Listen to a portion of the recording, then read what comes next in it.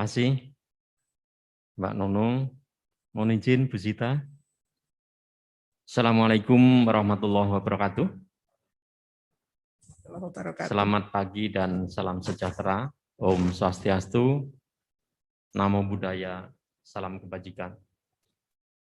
Yang terhormat Ibu Kapus Akreditasi, teman-teman semua di jajaran Pusat Akreditasi, yang terhormat Bapak Ibu Direktur Utama Pimpinan Perusahaan, dan hadirin pada forum pertemuan pagi hari ini. Kalau tadi agak serius dengan Bu Zita, dengan yang saya ini santai saja.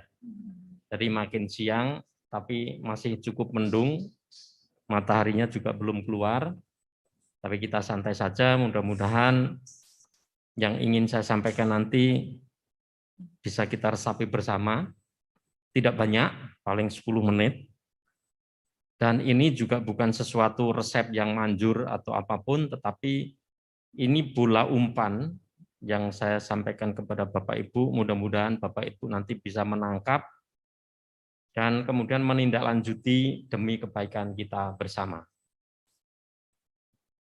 Mungkin tadi pagi juga Pak Kepala Arsip Nasional sudah menyampaikan tentang kemitraan, maka yang ingin saya sampaikan adalah kemitraan di dalam penyelenggaraan kearsipan.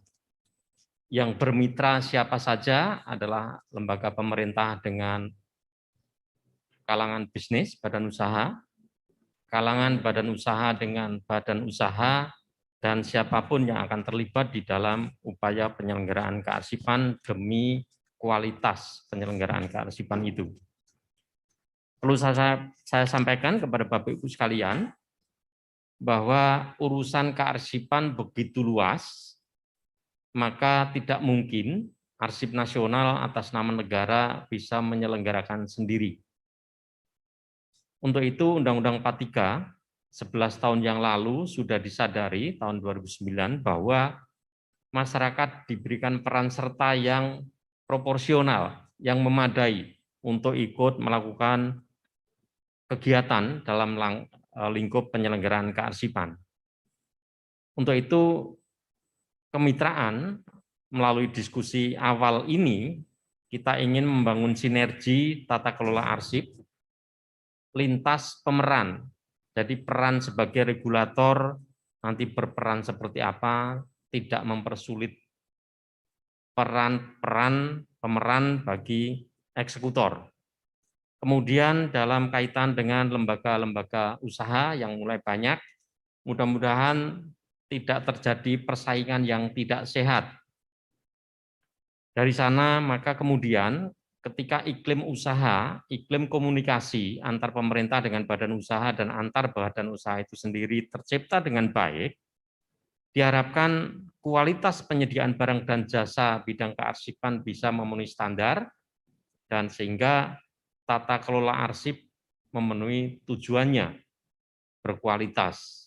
Tujuannya adalah yang diamanatkan oleh Undang-Undang 43, tersedianya arsip yang otentik, utuh, terpercaya. Jadi arsip itu harus tersedia merepresentasikan kegiatan yang pernah ada dengan kualitas yang otentik dan terpercaya. Dengan kondisi seperti itu, maka manfaat yang akan diperoleh akan sangat banyak. Dan ini selama ini yang sudah berjalan, Bapak Ibu semua sudah menunjukkan karya nyatanya di lapangan. Bapak Ibu sudah berperan dengan sangat baik. Namun tentu tak ada gading yang tak retak. Ada hal-hal yang masih perlu kita bicarakan, yang mudah-mudahan kita bisa kemas dengan lebih dalam forum yang, dalam kemasan yang lebih soft, informal gitu ya, sehingga kita semua lebih nyaman.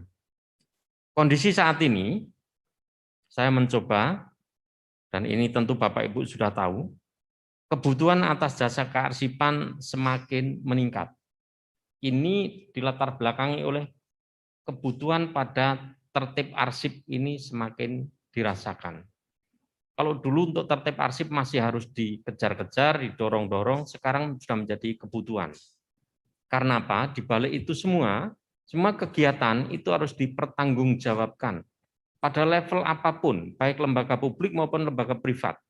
Pertanggungjawaban pada tataran internal maupun pertanggungjawaban eksternal, terutama lembaga publik, ini tentu harus kita jawab dengan arsipnya sebagai bukti hukum, sebagai bukti pertanggungjawaban. Nanti lebih jauh, arsip ini juga punya dimensi sejarah, selain dimensi hukum, akan menjadi memori dan sumber pembelajaran bagi bangsa. Maka penataan di awal, penyimpanan di awal menjadi sangat penting, mempengaruhi ketersediaan arsip untuk berbagai kepentingan. Berikutnya, yang kita sadari sepenuhnya adalah pemerintah memiliki keterbatasan untuk memenuhi kebutuhan lembaga-lembaga dan masyarakat akan jasa kearsipan. Arsip nasional punya lembaga jasa, tentu memiliki keterbatasan yang sangat banyak. Kemudian di sisi lain, regulasi telah memberikan ruang bagi keterlibatan masyarakat, seperti saya sampaikan tadi, kalau tidak salah di pasal 72 atau 73. Cuman bagaimana nanti ruang itu bisa dimanfaatkan dengan lebih smooth dan lain sebagainya, ini perlu didiskusikan lebih lanjut. Kemudian sekarang ini badan usaha yang bergerak di bidang jasa kearsipan sudah cukup banyak, tetapi dapat kita katakan bahwa kualitas layanan jasa yang diberikan masih sangat beragam antara satu lembaga jasa dengan yang lain. Ini menjadi satu perhatian secara nasional dan kami atas nama negara tentu berkepentingan agar para penyedia jasa ini memiliki kualitas yang standar. Karena yang dikelola itu adalah bukti hukum. Kemudian kualitas itu tentu dipengaruhi oleh kapasitasnya. Dari kapasitas lembaga-lembaga jasa kearsipan atau penyedia-penyedia storage system dan lain sebagainya, ini harus memenuhi standar, tadi disampaikan oleh Bu Kapus, bahwa itu harus dipenuhi nantinya. Kemudian, saya mencoba mengulik di dalam buku klasifikasi baku lapangan, klasifikasi baku lapangan usaha Indonesia, KBLI, deskripsi tentang lapangan usaha bidang kearsipan ini belum terumuskan secara memadai. Nanti dengan pertemuan dari para pelaku di lapangan, Bapak Ibu semua, diharapkan kita bisa merumuskan bagaimana bidang kearsipan itu bisa terdeskripsi dengan baik, sehingga pelaku usaha di dalam mengajukan membangun badan usaha sampai mengajukan izin usahanya itu payungnya jelas. Berikutnya dari kondisi dan kebutuhan yang ada, penyelesaian secara formal tidak akan paripurna, maka perlu kita lakukan suatu komunikasi yang sifatnya informal. Kita sebut sementara ini kemitraan. Nanti formatnya seperti apa, Bapak Ibu semua mohon bisa sudah mulai mereka-reka nanti seperti apa yang akan kita lakukan. Hal ini perlu dilakukan karena apa? Pengelolaan arsip ini bukan hanya menata dokumen berhenti di situ, tetapi yang dikelola itu adalah dokumen bukti hukum. Dokumen yang otentik itu dokumen bukti hukum yang berguna untuk melindungi hak, memenuhi kewajiban, untuk pertanggungjawaban, untuk membersihkan nama baik, dan lain sebagainya. Dan di dalamnya tentu ada informasi-informasi yang sangat sensitif. Ketika Bapak Ibu ternyata diberi kesempatan untuk masuk ke dapur informasinya suatu lembaga, suatu klien, maka tentu penting untuk memperhatikan kaedah-kaedah. Nah, ini termasuk kode etik. Kode etik di antara badan usaha dan lain sebagainya, nanti monggo, ini menjadi salah satu perhatian. Kemudian, kita juga jaga jangan sampai persaingan usaha menjadi tidak sehat, yang bisa merugikan semua pihak. Ini menjadi penting. Jadi dari sana nanti kurang lebih yang kita akan dudukkan adalah negara melalui ANRI akan memenuhi kewajibannya sebagai regulator agar penyelenggaraan kearsipan oleh siapapun pelakunya bisa memenuhi kaedah, memperoleh kualitas yang baik. Kemudian badan usaha sebagai pelaku usaha adalah eksekutor di lapangan. Mudah-mudahan jalannya juga lurus, baik, lancar, sesuai dengan kaedah dan regulasi yang ada. Kemudian peran-peran itu kemudian kita bisa padukan untuk saling tidak merugikan. Dan kemudian yang paling penting, meskipun ini belum selama ini mungkin, jadi selain badan usaha itu bergerak secara komersial, tapi sebenarnya badan usaha di bidang kearsipan adalah agen-agen penyelamatan arsip di seluruh Indonesia. Karena penataan di hulu ini akan menjamin, memberikan jaminan atas keselamatan memori kolektif bangsa. Sebagai salah satu contoh sekarang ini misalnya ketika COVID itu menyerap anggaran 1.000 triliun lebih, APBN sampai pada APBD dan peran masyarakat, maka arsipnya harus ada. Bapak Ibu yang kemudian menggarap penataan sampai penyimpanan di lapangan, ini sangat berperan penting ketika 10, 15, atau 50 tahun lagi ada pandemi yang sama, mudah-mudahan tidak, tapi ada sumber pembelajaran yang tersedia secara komprehensif. Karena setiap informasi yang tidak lengkap itu akan menyesatkan, akan memberikan distorsi. Maka tanggung jawab kita di dalam manajemen arsip adalah menyediakan arsip yang otentik dan lengkap, terpercaya. Berikutnya, langkah-langkah berikutnya, ini ada langkah-langkah formal dan langkah informal. Nanti langkah formal ini tentu tadi sudah disampaikan oleh Bu Kapus dan Pak Kepala ANRI, mulai dari registrasi, pengukuran kapasitas, dan lain sebagainya, sudah disampaikan. Tetapi ini nanti waktunya, pemenuhan syarat-syarat formal itu akan kita mulai dalam waktu yang cukup bagi Bapak Ibu untuk mempersiapkan diri. Kemarin sempat kami diskusikan dengan pimpinan, 1 tahun mungkin ada yang sudah sangat siap, tapi mungkin juga ada yang belum siap. Maka dari sisi waktu nanti kita sangat akomodatif untuk menerima masukan dari kawan-kawan ketika sudah berhimpun, sudah berkomunikasi, silakan nanti dibuka forum-forum sarasehan. Mau bertempat di sini boleh, bertempat di salah satu tempat boleh.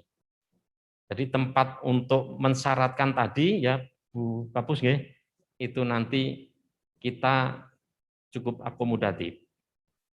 Bagi kawan-kawan mudah-mudahan cukup waktu untuk mempersiapkan diri.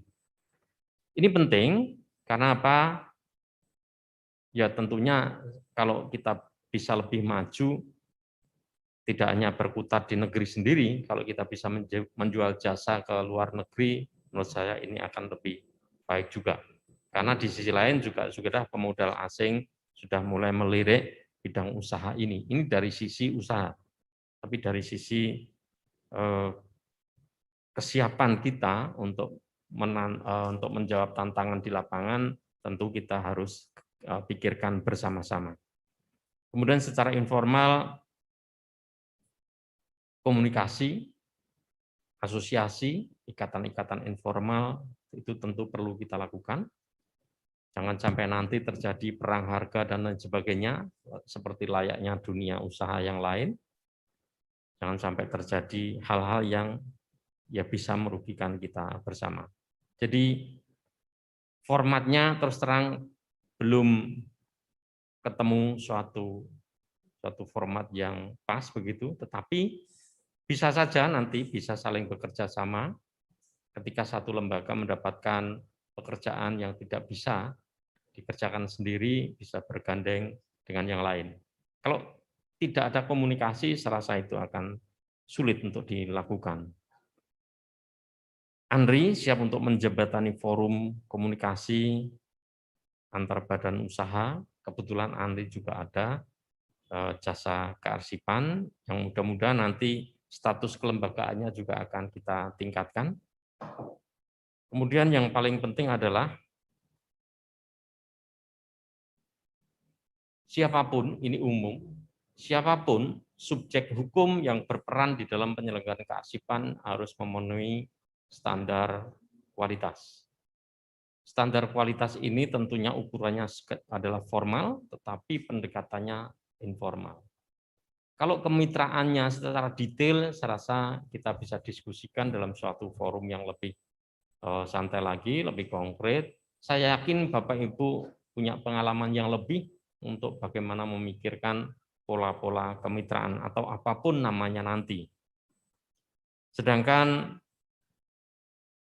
peran-peran kita selain di bidang kearsipan ke depan juga kita ini perlu menyelamatkan kekayaan budaya kita. Selama ini pendekatannya kita masih banyak berkutat di arsip-arsip formal, arsip yang tercipta di lembaga pemerintah. Tapi ke depan kekayaan bangsa ini harus diselamatkan melalui paling tidak dari penyelamatan arsipnya. Filosofi, katakanlah sebut satu karya budaya, apa filosofinya, siapa penciptanya, bagaimana historinya, apa kemanfaatannya bagi masyarakat, dan lain sebagainya. Ini kami berharap nanti juga menjadi perhatian kita bersama, tidak hanya dipikirkan oleh lembaga pemerintah. Dan saya yakin sudah banyak badan-badan usaha yang juga memberikan perhatiannya ke saya, hanya ini perlu komunikasi yang lebih intens saja.